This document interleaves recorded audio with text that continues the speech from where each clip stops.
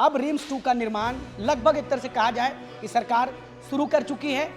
आप जब कांके के इलाके में आएंगे तो आपको बैरिकेडिंग दिखेगा। एक भी किसान को मुआवजा नहीं मिला है यहाँ 2012-13 जो भी हो, अभी तक किसी ने भी 1 रुपया मुआवजा नहीं लिया है। किसी भी हाल में हम आप लोग के उस ज़मीन को वापस करा के रहेंगे और उस ज़मीन में अधिग्रहण या रिम्स 2 का निर्माण तो किसी भी हाल में नहीं होगा। झारखंड में आपने रिम्स 1 देखा होगा, अब रिम्स 2 बन रहा है। रिम्स 2 बनाने का पीछे का उद्देश्य स्वास्थ्य मंत्री इरफान अंसारी का ये है कि पथरीली जमीन है, वहाँ पर विकास का काम होगा। विकास का काम विनाश करके होगा, आदिवासियों की जमीन छीन करके होगा, आदिवासियों को भूमि के बिना रहना पड़ेगा, उनको जो है खतियान उनका गायब हो जाएगा, आदिवासी को उन्हें पता नहीं चलेगा, आदिवासियों का अस्तित्व मिट जाएगा। कहने का मतलब ये है साफ साफ कि 267 एकड़, कितना जमीन है टोटल? 227 एकड़ जमीन जो कि उपजाऊ जमीन है, और सरकार ये कहते हुए उस जमीन को 2012 में ही अधिग्रहित की थी कि ये जमीन जो है पथरीली जमीन है, अब यहाँ पर जो है विकास का काम करेंगे। विकास का काम क्या आदिवासियों के धरोहर को लूट के होगा? सवाल है। अब रिम्स 2 का निर्माण लगभग एक तरह से कहा जाए कि सरकार शुरू कर चुकी है। आप जब कांके के इलाके में आएंगे तो आपको बैरिकेडिंग दिखेगा, प्रशासन दिखेगा, और साथ ही साथ जो किसान हैं वो खेत के आसपास आपको नजर नहीं आएंगे। किसान इस वक्त प्रेस कॉन्फ्रेंस कर रहे हैं और वो ये कह रहे हैं कि हम अब उलगुलान करेंगे, यानी लड़ाई लड़ेंगे। सीता जी हैं साथ में। सीता जी, आप लोग ये कह रहे हैं कि सरकार 2012-13 में जो है जमीन एक्वायर की थी, ये कहते हुए कि हम यहाँ विकास का काम करेंगे। उस समय आप लोगों को क्या मुआवजा मिला था जमीन का? कितने लोगों को मुआवजा मिला? गांव के कितने लोगों को मिला? एक भी किसान को मुआवजा नहीं मिला है यहाँ 2012-13 जो भी हो, अभी तक किसी ने भी 1 रुपया मुआवजा नहीं लिया है। तो बिना मुआवजा लिए वो तो ज़मीन रैयत का है। आप क्या दावा कर दीजिएगा कि अधिग्रहण हो गया है? जब तक किसान 1 रुपया आपका लिया मुआवजा के रूप में नहीं लेगा, किसान रैयतों का ही रहेगा, वो विवादित ही रहेगा। आप लोग ये कह रहे हैं कि शिबू सोरेन जी ने कहा था, जो दिसुम गुरु हैं, उन्होंने कहा था कि किसानों को चिंता करने की बात नहीं है, आप लोग जाइए खेती करिए, ये आपकी जमीन है, आप अपने धरोहर को संभालिए। मुख्यमंत्री भी एक तरह से कहा जाए आदिवासी हैं। आपको क्या लगता है, आप लोगों की मांग यही है कि मुख्यमंत्री आपकी बातों को सुने? लेकिन आप देख रहे होंगे सरकार के ही जो नुमाइंदे हैं, जैसे इरफान अंसारी हैं, उनका कहना है कि ये जो है पथरीली ज़मीन है, यहाँ हम बनाएंगे। सुरेश बैठा जो है वो भी कांग्रेस से आते हैं, और उनका भी कहना है कि मैं किसानों की ज़मीन जो है आपको नहीं लेने दूंगा, उसके लिए लड़ाई लड़ूंगा। तो इस पूरे प्रकरण में जो सुरेश बैठा है, उनका कितना सपोर्ट मिल रहा है आप लोगों को? हम लोगों ने उनसे मिला, उनका बस यही कहना था कि हम लोग ने 2012-13 में लड़ा है, तो फिर सरकार इस पे नज़र क्यों रख रही है बार बार उसी ज़मीन पे? तो उन्होंने कहा कि किसी भी हाल में हम आप लोग के उस ज़मीन को वापस करा के रहेंगे और उस ज़मीन में अधिग्रहण या रिम्स 2 का निर्माण तो किसी भी हाल में नहीं होगा। उसने खुद कहा है, और उसने कहा है हाँ, जिस दिन वहाँ पे बीड़ा या खेती बाड़ी का समय आ जाएगा, मैं खुद वहाँ जाऊँगा और वहाँ करूँगा। वहाँ किसने लगाया है तार, उसको भी मैं उखाड़ के फेंकूँगा। जबकि वही लोग का पार्टी है ना, सरकार के पार्टी में है बंधु तिर्की, पर बंधु तिर्की का कहना है कि जब 2012-13 में ही जब 5 साल अधिग्रहण नहीं किया, तो कानून को देखिए और कानून के दायरे में रह के काम कीजिए कि जब रैयत तो 5 साल अगर आप जिस पर्पज से नहीं लेते हैं, नहीं हुआ, रैयत को वापस हो जाता है। तो कानून को भी देखिए, कानून बस आम जनता के लिए बना है, सरकार के लिए भी बनी है। तो बंधु तिर्की जी का यही कहना है, उनका हम लोग का पूरा। सुरेश बैठा का क्या कहना है इस पर? सुरेश बैठा अपना पूरा आँख कान बंद कर चुके हैं, ना हम लोग से बात करना चाहते हैं, ना इस नगड़ी मामले में बात करना चाहते हैं। जब वो हम लोग का बात को सीएम तक नहीं पहुंचा सकते हैं, तो क्या हम लोग के पक्ष में है? वो तो पूरा आँख, और उसने खुद कहा है कि मेरा हाथ कट गया। जब हाथ कट गया है तो फिर आप लोग वोट मांगने क्यों आते हैं? और हम लोग यहाँ कोई राजनीतिक नहीं कर रहे हैं। अगर आप मान लीजिए मैं नदी में डूब रही हूँ, जिसने पहले हाथ बढ़ाया मैं उसी का हाथ थामूंगी ना। जो मेरा पक्ष है वही हमको डुबो रहा है, विपक्ष हाथ देगा तो किसका पकड़ूंगी मैं?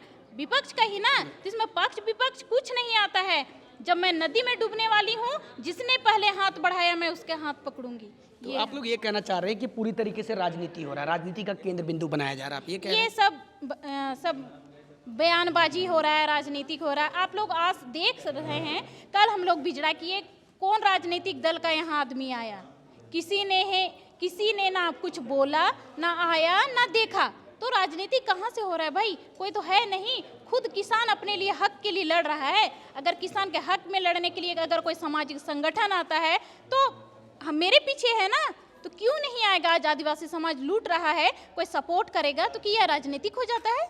इसको गलत रूप दिया जा रहा है। राजनीतिक कुछ नहीं है। आप जमीन वापस कीजिए। सब जो आप लोगों ने कह रहा है राजनीतिक हो रहा है, सब खत्म हो जाएगा। हम लोग को तो बस अपना जमीन से मतलब है, कोई राजनीतिक, कोई पार्टी से कोई मतलब नहीं है। आज नगड़ी मामला एक बड़ा, खुद ये एक मुद्दा बन गया है। अब इसमें हर पार्टी तो सब अपना बना लिया है। पार्टी यहाँ बोला नहीं हम ये करेंगे, जो करना है कीजिए भाई, हमको तो मेरा जमीन दिलवाइए।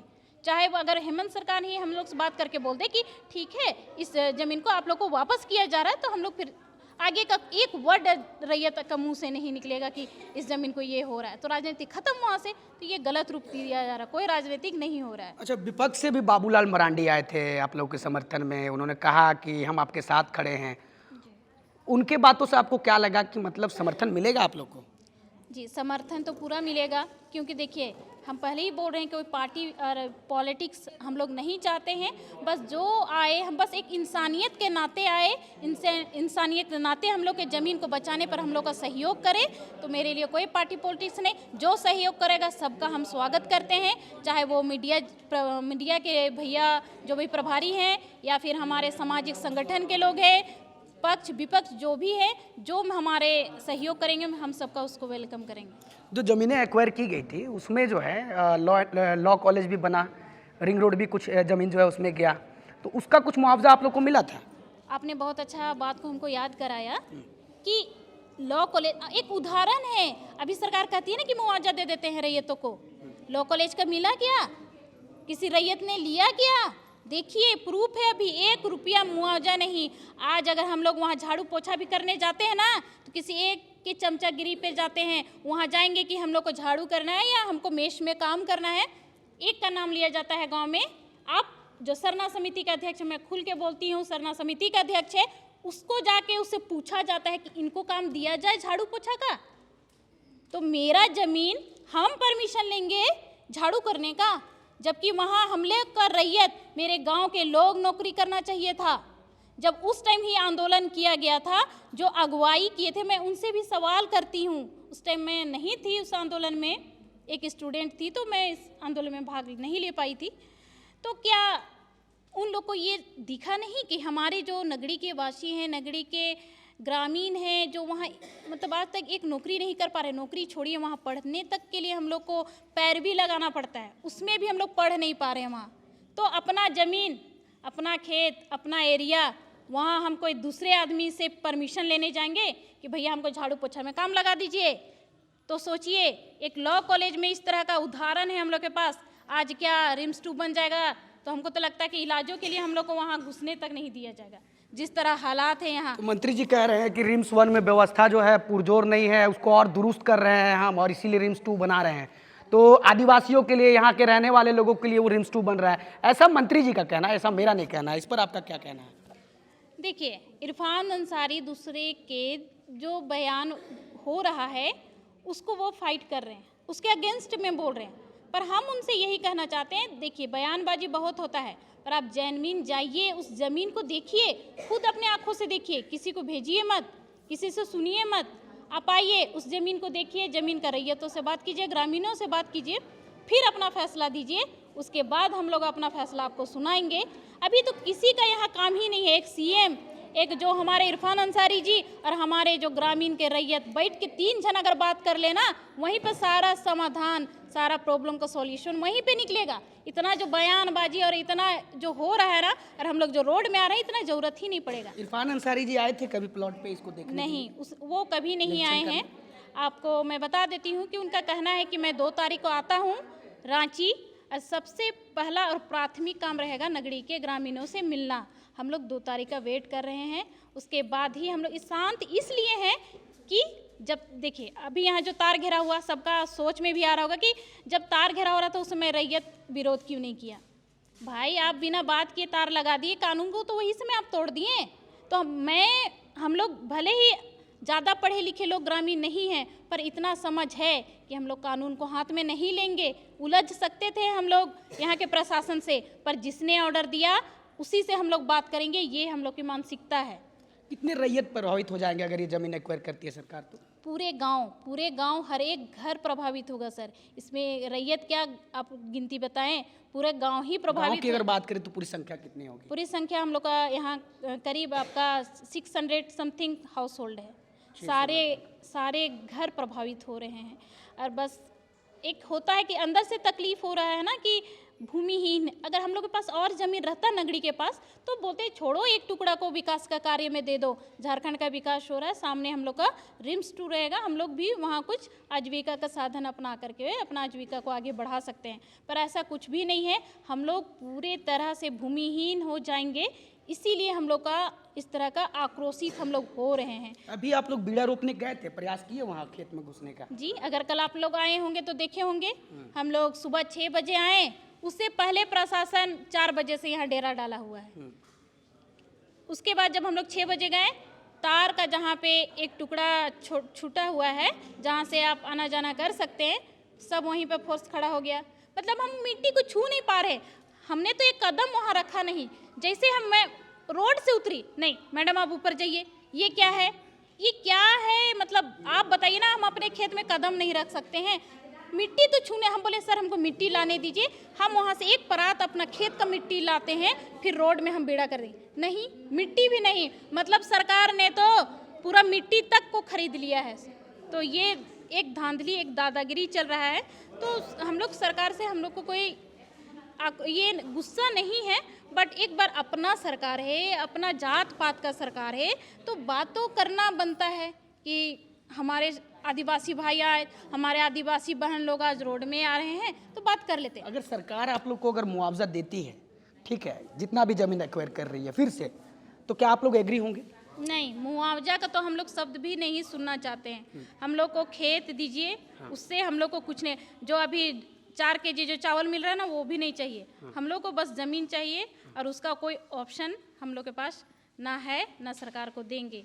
एक लाइन में बस ज़मीन वापस कीजिए। जमीन वापस अब करिए। ये भी हो रहा है यहाँ बकस भुइयारी। हमारे विधायक जी पूरा लंबा चौड़ा पेपर लेके आए थे, बकस भुइयारी पढ़ पढ़ के सुनाए। कौन विधायक जी? हमारे सुरेश बैठा, हमारे क्षेत्र कांके क्षेत्र के सुरेश बैठा जी आए। वो भी तो कांग्रेस से। कांग्रेस है भाई, तो अपना पॉलिटिक्स करो ना। यहाँ नगड़ी गांव में क्यों हो रहा है जमीन को लेकर के? तो उसने कहा बकस भुइयारी है तो ये सरकार का जमीन है। ठीक है, हम लोगों ने वहाँ बकस भुइयारी रसीद नहीं कटती है, समझ में आता है, पर ये जमीन किसने बनाया? हमारे पूर्वजों ने बनाया, जंगल काट के बनाया। रसीद नहीं कटती, खाता प्लॉट हम लोग को दिया गया, एक लिखित रूप में दिया गया है। और बकस भुइयारी हमारे गांव की व्यवस्था का जमीन होता है। हर गांव में ये एक व्यवस्था बना हुआ है, जैसे पहान, पैनभोरा, कोटवार, उन लोग को पूजा पाठ गांव में करते हैं, तो उसके बदले में हम लोग खेत देते हैं कि भाई खेती करने के। हाँ, खेती कीजिए और हमारे गांव में पूजा पाठ आप लोग कीजिए। तो हमारी व्यवस्था का जमीन भी इसके अंतर्गत है। मतलब मेरा गांव का पूरा व्यवस्था चौपट खत्म इस तरह का हो जा रहा है। मतलब नगरी गांव को खत्म करने का साजिश है या फिर पता नहीं। जबकि शिबू सोरेन, उसके पिताजी ने खुद कहा है कि आप लोग के मैं साथ हूँ, आप लोग खेत जोतो। कम से कम उस बात का तो रिस्पेक्ट कर लिया जाए, उस बात में तो अमल कर लिया जाए, बस यही। तो अच्छा एक बात बताइए, अगर सरकार ये कहती है कि कोई वैकल्पिक व्यवस्था निकालते हैं, तो क्या नगड़ी गांव के जो वासी हैं वो लोग एग्री करेंगे? क्योंकि 2012 से ही मामला चल रहा है, 2012 में ही ज़मीन एक्वायर किया गया। सरकार कह भी रही, कुछ लोगों को हम लोग मुआवजा भी दिए हैं, कुछ लोगों ने मुआवजा लिया है, ऐसा सरकार का कहना है, ऐसा मेरा नहीं कहना है। इसमें कितनी सच्चाई है? ठीक है, उसने कहा कि कुछ लोगों को मुआवजा, हम लोग उन लोग का नाम जानना चाहते हैं। किसने किसने मुआवजा उठाया, ये तो ओपनली होना चाहिए ना, लुका छुपी क्यों? तो बता दिया जाए कि किसने किसने मुआवजा उठाया है। अभी गांव में आप पूरा गांव घूमिए, किसी एक व्यक्ति से भी पूछिए कि ज़मीन में रिम्स 2 बनना चाहिए या नहीं, उसमें आपको 99.9% बोलेगा नहीं। जबकि पेपर में क्या दे रहा है, बस कुछ लोग विरोध कर रहे हैं। ये कुछ कहाँ से आया भाई, कुछ कहाँ से आया? किसने बात किया, किसने यहाँ आके ग्रामीणों से बातचीत की, किसने सवाल रखा? बोलता है कुछ लोग विरोध कर रहे हैं। तो ये पेपर में भी बहुत गलत छप रहा है। तो आप लोग से, मीडिया भाई लोग से सबसे मेरा निवेदन है, गलत तरीके से मत लीजिए।